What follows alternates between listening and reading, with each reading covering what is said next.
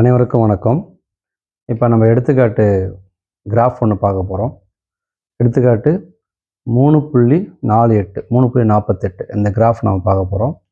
இது பார்த்திங்கன்னா பேருந்து கணக்கு தான். பேருந்துன்னு வந்தாலே நான் உங்களுக்கு ஏற்கனவே சொல்லியிருக்கேன். பேருந்து அப்படின்னு ஒரு கணக்கு வந்து அதை நம்ம 3ஆம் வாய்ப்பாடு யூஸ் பண்ணணும். 3 டேபிள் யூஸ் பண்ணணும்னு சொல்லியிருக்கேன். ஓகே. ஸோ நம்ம யூஸ் பண்ணும்போது நமக்கு எளிமையாக இருக்கும். அதுக்காக தான் நம்ம சொல்கிறோம், வேறு ஒன்றும் கிடையாது. ஸோ இப்போ நம்ம கேள்விக்குள்ளே போயிடலாம். கேள்வி என்ன சொல்லியிருக்காங்க பாருங்கள். அதாவது எடுத்துக்காட்டு 3.48 ஒரு பேருந்து 50 km/மணி என்ற சீரான வேகத்தில் பயணிக்கிறது. இத்தொடர்புக்கான தூரம் நேரம் வரைபடம் வரைந்து பின்வருவனவற்றை காண்க. வரைபடத்துல நம்ம ஆன்சர் சொல்லிடணும்னு சொல்றாங்க. விகித சம மாறிலியை காண்க. ஃபர்ஸ்ட் கொஸ்டின், விகித சம மாறிலியை காண்க. அதுக்கப்புறம் 90 நிமிடங்களில் பயணிக்கும் தூரம் எவ்வளவு? அப்போ இது டைம், 90ன்றது டைம். நெக்ஸ்ட்டு 300 கிலோமீட்டர் தூரத்தை பயணிக்க எவ்வளவு நேரம் ஆகும்? இது 3 கொஸ்டின் தான். ஸோ நமக்கு ஆன்சர் பண்ணிடலாம். இந்த கீழே இருக்கிற இந்த தீர்வுக்கு இருக்கிறதெல்லாம் நமக்கு கொஸ்டின் பேப்பரில் இருக்காது. இதுதான் இருக்கும் கொஸ்டின் பேப்பரில். ஓகேவா? இதை படித்து பார்த்து நம்ம அண்டர்ஸ்டாண்ட் பண்ணணும். அட்டவணைலாம் இருக்காது.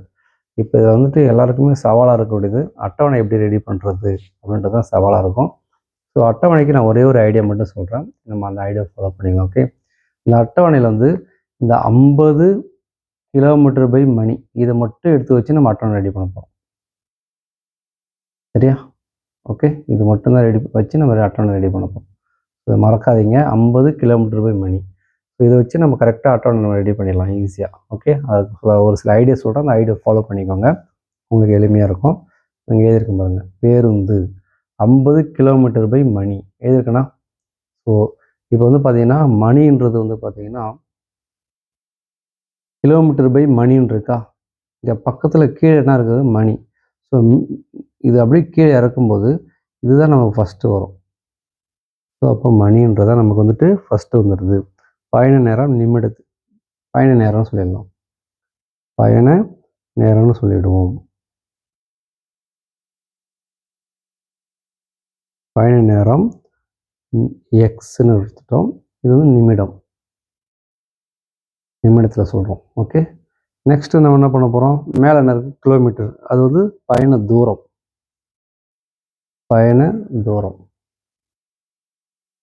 பயண தூரம் வந்துட்டு ஒய். இது வந்து கிலோமீட்டர். ஓகேவா? இதான் நமக்கு அட்டவணை ரெடி பண்ணுறதுக்கு வழிமுறைகள். ஓகே. Any doubt?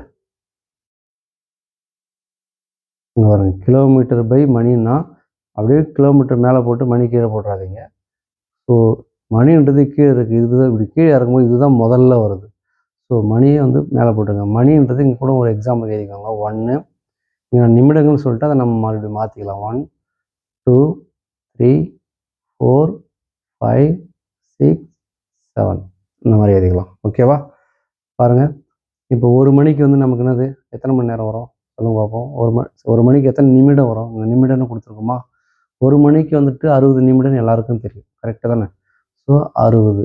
அப்போ நமக்கு 6ஆம் வாய்ப்பாடு 6இன் மடங்காக நாங்கள் எழுத போகிறோம். நம்ம 1 6 6, 2 6 12, 3 6 18, 4 6 24, 5 6 30, 6 6 36, 7 6 42. ஓகே. இப்போ ஒரு மணிக்கு நமக்கு எத்தனை நிமிடங்கள்? 60 நிமிடங்கள். அப்போ 60. இப்போ இது 60இன் மடங்காக இருக்கணும். அப்போ எல்லாத்துக்கும் நம்ம என்ன பண்ணலாம்? 0 போட்டுடலாமா? ஈஸியாக நம்ம அட்டவணை கிரியேட் பண்ணிட்டு பாருங்க. ஓகே. அதுக்கப்புறம் பார்த்தீங்கன்னா 1 மணி நேரத்துக்கு எத்தனை கிலோமீட்டர் போதாம்? 1 மணி நேரத்துக்கு 50 கிலோமீட்டர். அப்போ 1 மணி நேரத்துக்கு 50 கிலோமீட்டர். இப்போ 50ன்னு போட்டுச்சுன்னா 50 50 கூட்டிகிட்டு போகணும். 50 2 மணி நேரத்துக்கு 100. புரியுது உங்களுக்கு? இது 150. இங்கே 200, 250, 300, 350. ஓகே. ஈஸியாக நம்ம அட்டவணை ரெடி பண்ணிட்டோம். ஸோ இது மேலே இருக்கிறது கிடையாது. இது மட்டும்தான் நமக்கு அட்டவணை. அது சும்மா உங்களுக்கு புரிஞ்சுக்கிறதுக்காக சொல்லணும். ஓகே. 1 6 6, 2 6 12, 3 6 18, 4 6 24, அப்புறம் 5 6 30, 6 6 36, 7 6 42. ஸோ அதுக்காக ஒரு மணிக்கு தெரிஞ்சுக்கிறதுக்காக நம்ம பண்ணி வந்து மேலே எழுதியிருக்கோம். ஸோ நம்ம உள்ளே இருக்கிறத வச்சு தான் நம்ம வந்து கிராஃப் வரைப்போம். ஓகேவா? ரைட். ஓகே. இது நம்ம பார்த்தீங்கன்னா நமக்கு என்னது? 2 மதிப்பே பேருந்து கணக்குனாலே 2 கணக்கு தான் இருக்குது. அந்த 2 கணக்குமே பார்த்தீங்கன்னா ஸ்ட்ரைட் லைன் தான். ஏன்னா எக்ஸோட மதிப்பு அதிகரிக்கும் போது ஒய்யோட மதிப்பு நமக்கு எப்படி அதிகரிச்சுட்டே போகுது. Okay, any doubt? ஸோ நேரம் அதிகமாக தூரமும் அதிகமாக போயிட்டே இருக்கும். அப்போ 2மே அதிகரிக்கும். ஸோ இதுவும் நமக்கு வந்து அது நேர் மாறுபாடு தான். அது எந்த சந்தேகமும் இல்லை. நமக்கு ஒரு 3 கேள்வி கேட்டிருக்காங்க. அந்த 3 கேள்விக்கு நம்ம ஆன்சர் பண்ணலாம். படம் வரைஞ்சி கூட நம்ம ஆன்சர் சொல்லிடலாம். ஓகேவா? இது என்ன மாறுபாடுன்னு ஃபஸ்ட்டு எழுதிடலாம். நேர் மாறுபாடு. ஓகே, நேர் மாறுபாடுன்னு எழுதிடலாம். நேர் மாறுபாடு ஃபார்முலா நமக்கு தெரியும். y = kx. இன்னொன்று சொல்லப்போனால் எப்படிலாம் y/x = k. ஏதாவது நம்ம ஒன்று கண்டுபிடிக்கலாம். என்ன எடுத்துக்கலாம்? ஃபஸ்ட்டுக்கு எடுத்துக்கலாம். ஏன்னா நமக்கு y இருக்கா, yக்கு கீழே இருக்கிறது தான் இந்த கீழே இருக்கிறது தான் yயோட மதிப்பு. இது வந்து yக்கு மதிப்பு. ஸோ yக்கு 50ன்னு கொடுத்துருங்க. பை எக்ஸுக்கு மதிப்பு மேலே என்ன இருக்குது? 60ன்னு கொடுத்துருங்க. = k. இந்த 0 அந்த 0 கட் பண்ணிவிடுங்க. therefore k = நமக்கு என்னது? 5/6. அதுக்கப்புறம் ஃபஸ்ட்டு, செகண்ட், தேர்டு கேள்விக்கு நம்ம ஆன்சர் பண்ணிடலாம். ஒன்றும் பிரச்சனை கிடையாது. ஓகே, ஃபஸ்ட்டு கேள்வி என்ன கேட்டாங்க? விகித சமம் மாறிலியை காண்க. அப்போ இதுதான் ஃபஸ்ட்டு கேள்விக்கு ஆன்சர். மாறிலியை காண் கே தான் கண்டுபிடிக்க சொல்லியிருக்காங்க. அப்போ இது ஃபஸ்ட்டு கேள்விக்கு ஆன்சர்னு சொல்லிடலாமா? அவ்வளோதான், ஃபஸ்ட்டு கேள்விக்கு ஆன்சர் சொல்லிடுச்சு. இதான் கேவோட மதிப்பு.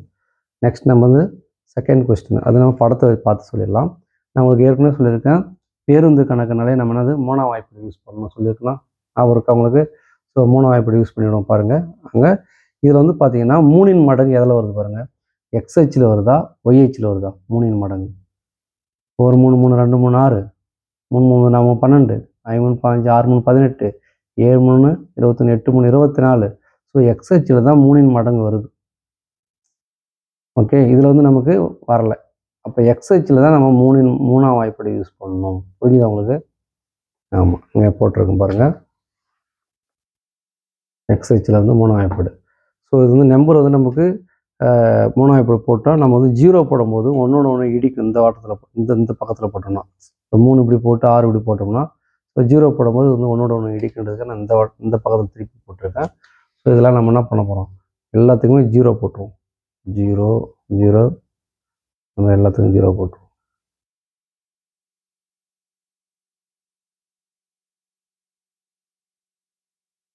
அவ்வளோதான், 0 போட்டாச்சு. இங்கே வந்து பார்த்தீங்கன்னா நமக்கு இங்கே அழகாக கொடுத்துட்டாங்க அவங்களே. 50 100 150 நம்ம எடுத்துருக்கோம் இல்லையா, அந்த மதிப்பு தான் அப்படியே எழுதியிருப்பாங்க. 50 50 100 150 200 250 300 350 அதை எழுதிட்டோம். ஓகே, இப்போ அப்படியே டேரெக்டாக நம்ம எடுத்த அந்த மதிப்பெலாம் அப்படியே குறிக்க போகிறோம். ஸோ 60க்கு நேரில் நமக்கு வந்துட்டு 50, அதை நம்ம குறிக்குவோம். ஓகேவா? 60க்கு எக்ஸ் அச்சில் 60க்கு நேரில் 50. ஓகே, அதுக்கப்புறம் 60க்கு நேரில் 50. நெக்ஸ்ட் வந்து பார்த்தீங்கன்னா 120க்கு நேரில் 100, 120க்கு நேரில் 100, 120, 100. நெக்ஸ்ட்டு 120 100. அதுக்கப்புறம் 180க்கு நேரில் 150, 180க்கு நேரில் 150, 180க்கு நேரில் 150. அதுக்கப்புறம் பார்த்தீங்கன்னா 240, 240க்கு நேரில் 200, 240க்கு நேரில் 200, 240க்கு நேரில் 200. நெக்ஸ்ட்டு பார்த்தீங்கன்னா 360க்கு நேரில் 300, 360க்கு நேரில் 300.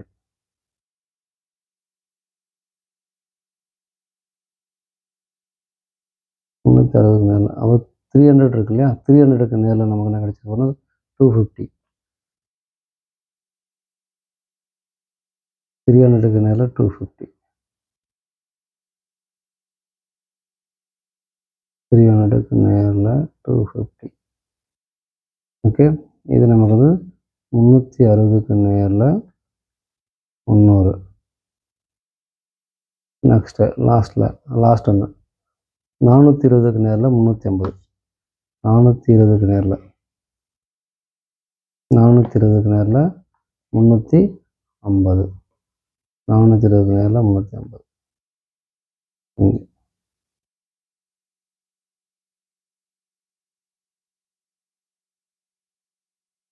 420, 350. அது இங்கே வருது, நான் மாற்றி குறிச்சிட்டேன். இது 400 குறிச்சிட்டேன். ஓகே,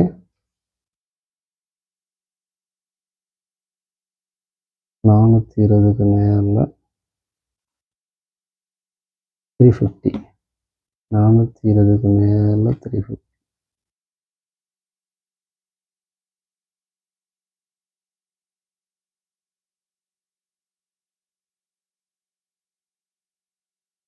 சரி, ஓகே ஓகே. இங்கே பாருங்கள், நமக்கு என்ன கொடுத்துருக்குங்க, 420க்கு நேரில் 350. ஸோ 420க்கு நேரில் 350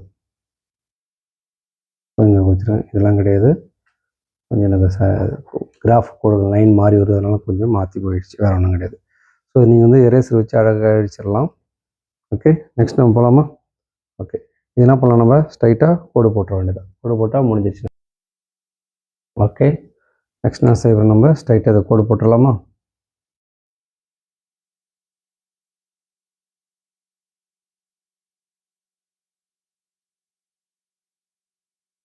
அவ்வளோதான், கோடு போட்டாச்சு. இப்போ நம்ம கேள்வி கேட்டாங்களே, அந்த கேள்வி வச்சு கேள்விக்கு நம்ம தேவையான ஆன்சர் பண்ணிடலாம். கேள்விக்கு என்ன கேள்வி கேட்டிருக்காங்க அவருக்கு? முதல் கேள்வி விகித சம மாறிலியை காண்க, அதை கண்டுபிடிச்சிட்டோம். ஓகே, ரெண்டாவது கேள்வி என்ன கேட்டிருக்காங்க பாருங்கள். ரெண்டாவது கேள்வி 90 நிமிடங்களில் பயணிக்கும் தூரம். 90 நிமிடங்கள், நிமிடங்கள் வந்து எதில் கொடுத்துருக்கோம், எக்ஸில். அப்போ எக்ஸில் வந்து 90 எங்கே இருக்குது பாருங்கள், எக்ஸில் 90 நிமிடங்களில் பயணிக்கும் தூரம்.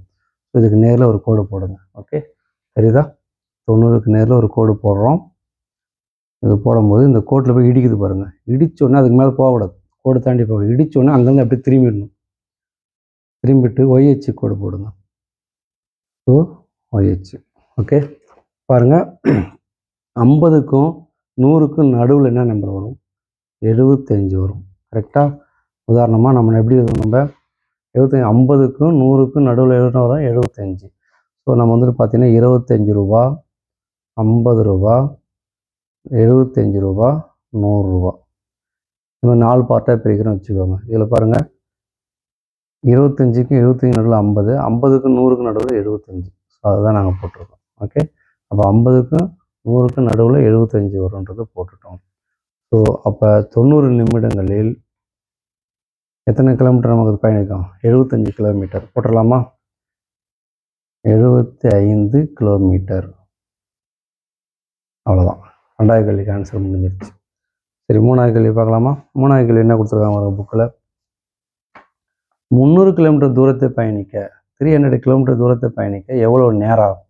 அப்போ ஒய்ஹெச்சில் 300 எங்கே இருக்குன்னு நம்ம பாருங்கள். ஒய்ஹெச்சில் 300.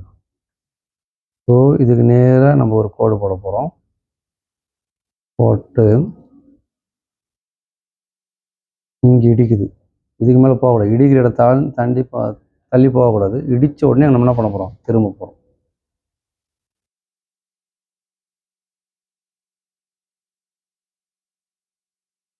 திரும்பும்போது பார்த்தீங்கன்னா உங்களுக்கு எத்தனை நிமிடங்களில் போகுமா, நமக்கு 300 கிலோமீட்டர் போகணும்னா 360 நிமிடங்கள் போகும். அப்போ என்ன பண்ணலாம், தேர்ட் கொஸ்டினுக்கு நம்ம ஆன்சர் பண்ணிடலாம். 300 கிலோமீட்டர் போனால் 360 நிமிடங்கள் ஆகும், அதாவது 360 நிமிடம். அவ்வளோதான், எழுதிச்சுன்னா உங்களுக்கு வந்து என்ன கிடைக்கும், ஃபுல் மார்க் கிடைச்சிரும். ஸோ எந்த ஒரு பிரச்சனை இல்லை உங்களுக்கு. இதில் ஃபார்முலா நமக்கு என்ன வரும் சொல்லுங்கள், ஒய் ஈக்குவல் டு என்ன வரும், கேஎக்ஸ். இதெல்லாம் அப்படிலாம் நம்ம என்ன பண்ணலாம், y/x ஈக்குவல் டு கேவுக்கு வேல்யூ நம்ம என்ன கண்டுபிடிச்சோம், 5/6 அப்படின்னு போட்டுருவோம். Okay, equal to K. Okay, இங்கே பாருங்கள், எக்ஸ்ஹெச்சில் என்ன போட்டிருக்கோம், 30 வந்துருக்க முதல்ல. எக்ஸ்ஹெச்சில் நமக்கு என்ன வருது, 30ன்னு வந்துருக்குது. அதனால் எக்ஸ்ஹெச்சில் நம்ம என்ன பண்ணுறோம், 30ன்னு போட்டுறோம். இது வந்து மிஸ்டேக்கு, 30 அலகு. ஓகே, அதுக்கடுத்து ஒய்ஹெச்சில் என்ன இருக்குது, முதல்ல 50ன்னு இருக்குது. அதனால் ஒய்ஹெச்சில் நமக்கு என்ன பண்ணுறோம், 50 அலகு. ஓகேவா? ஓகே, கரெக்டாக பண்ணிவிடுங்க நம்புகிறேன். ஸோ இதை பண்ணிட்டீங்கன்னா உங்களுக்கு ஃபுல் மார்க் கிடைச்சிரும், மார்க்லாம் குறைக்க மாட்டாங்க.